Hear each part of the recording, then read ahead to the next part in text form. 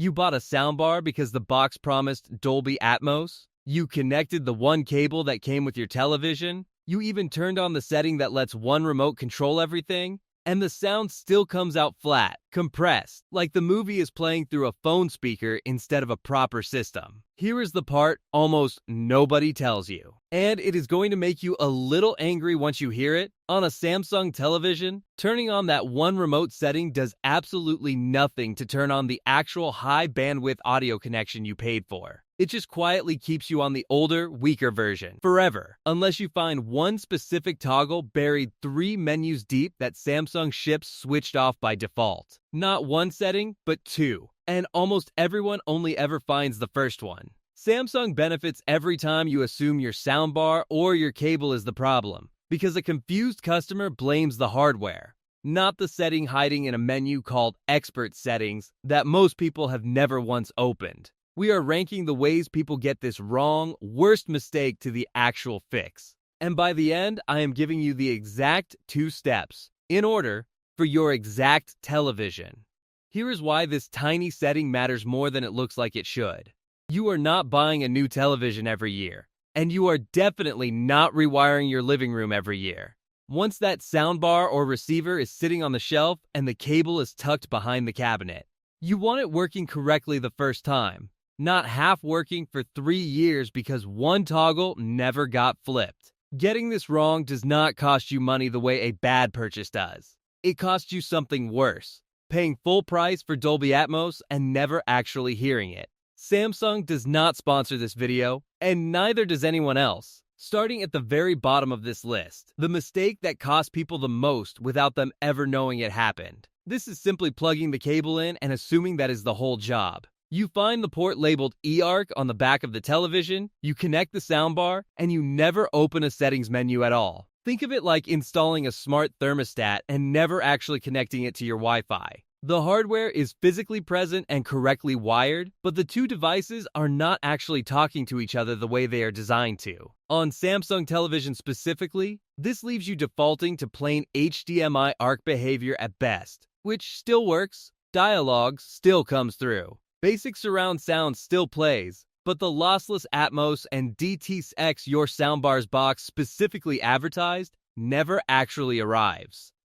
What tends to happen in year 2 here is nothing changes at all, because nothing was ever configured to change, and most people never realize a setting existed that they skipped. Quick gut check before we keep going, and I want you to actually do this one. Pull out your remote right now and think honestly, have you ever, even once, opened a menu called Expert Settings on your Samsung television? If the answer is no, stay with me, because the next mistake on this list is the one almost everyone in this exact position is currently making without knowing it. If you just realized you might be one of those people, that reaction. The slight sting of finding out you paid for a feature you never actually turned on is exactly why this channel exists. If this video is catching something in your own living room right now, a like helps the next person sitting exactly where you are find this before they spend another year wondering why their soundbar sounds thinner than the box promised. Subscribing costs nothing, and this channel's only promise is catching things like this before they waste your money. Quick one for the comments, one word, any net, on or off, right now, on your television. Climbing one step up the list of mistakes, this is the one that traps the largest number of people, because it feels like doing everything right. This is the viewer who dug into the settings menu, found AnyNet Plus, Samsung's name for the HDMI SEC standard that lets one remote control your whole entertainment system, and switched it on. That is a genuinely correct and necessary step, and I do not want to talk you out of it. The mistake is stopping there and assuming the job is finished. Picture AnyNet Plus like unlocking the front door of a house. Unlocking the door does not mean every room inside is furnished and ready to use. It just means you are now allowed to walk further in. Samsung's own support documentation states this directly and unambiguously. eARC mode defaults to off, connecting automatically to standard ARC instead. And eARC only activates once HDMI eARC mode is separately and manually turned on. AnyNet Plus lives in one menu. The actual eARC toggle lives in a completely different one, under Sound, then Expert Settings, and the two settings do not turn each other on. In a real living room, what this sounds like at night with the volume kept low so you do not wake anyone is deceptively decent, which is exactly what makes this trap so effective. Dialogue is clear, basic surround effects work, and because it still technically sounds like a functioning system, most people never go looking for a problem that does not announce itself loudly. What goes wrong across a longer stretch of ownership is almost always tied to firmware. Samsung's own community support forum has multiple threads describing a television software update quietly resetting or interfering with this exact eARC toggle. In one case, forcing a properly configured system down to plain stereo sound until the setting was manually found and reset. In another, causing the connection to silently fall back from ARC to standard ARC after the television sat in. Standby for around half an hour, only fixed by physically unplugging and reconnecting the soundbar. Climbing to the mistake right before the fix, and this one is almost worse than doing nothing at all, because it comes from someone actively trying to solve a different problem. This is the viewer whose remote stopped controlling the soundbar's volume, who searched for a fix online, and found the extremely common general advice to simply turn AnyNet Plus off entirely to stop a stubborn handshake conflict. On most brands, that advice is reasonable troubleshooting. On Samsung specifically, it is a trap because eARC will not function at all with AnyNet Plus switched off. Turning it off to fix one small annoyance quietly breaks the much bigger feature sitting behind it. Imagine cutting power to an entire building because one light switch in a hallway was flickering. You solved the flicker. You also turned off everything else that depended on that same circuit. Buy into fixing this the moment you realize your soundbar or receiver's box mentions Dolby Atmos or DTS at all, because those are exactly the formats this entire chain of settings exists to unlock. Skip worrying about any of this if your listening is genuinely simple,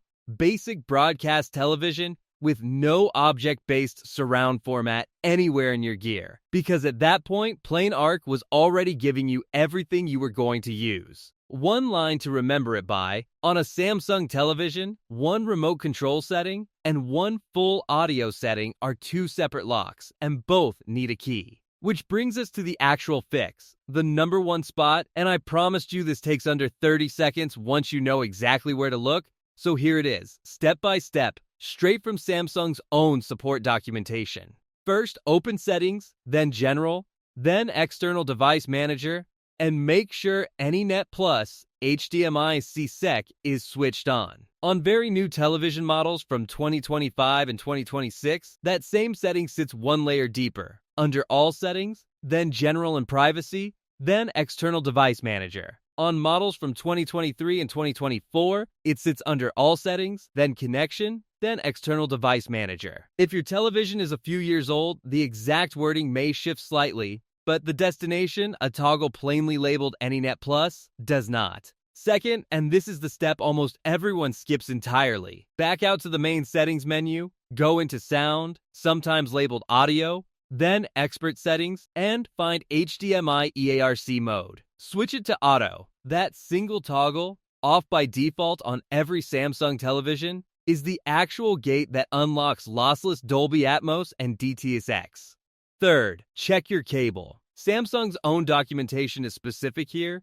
It needs to be an eARC compatible cable, described in their support pages as an HEC or HEC certified cable, and an unauthorized or older cable can quietly cause errors that look exactly like a settings problem. Fourth, on the soundbar itself, switch its input source to D, in, and it should automatically relabel itself to TV eARC once the two devices finish talking to each other. Buy into doing this properly if any part of your system, television, or soundbar was purchased in 2020 or later, because Samsung confirms eARC support across that entire span of both product lines. Skip the DTSX and lossless Atmos chase entirely. And I will say this honestly even about my own recommendation. If your only listening is casual daytime television with the volume kept low, because chasing a fully lossless format you will genuinely never notice at conversational volume is effort spent on a difference your ears will not register in that context. One line to remember it by: the fix is not one setting. It is two locks and one cable, and Samsung buries the second lock on purpose or not, but buries it all the same. So here's the whole video collapsed into two categories you can hold in your head. The mistake category, plugging in and walking away, turning on only AnyNet Plus and stopping there, or disabling AnyNet Plus entirely to chase down an unrelated remote problem. All three quietly cap you at standard ARC or worse on a Samsung television.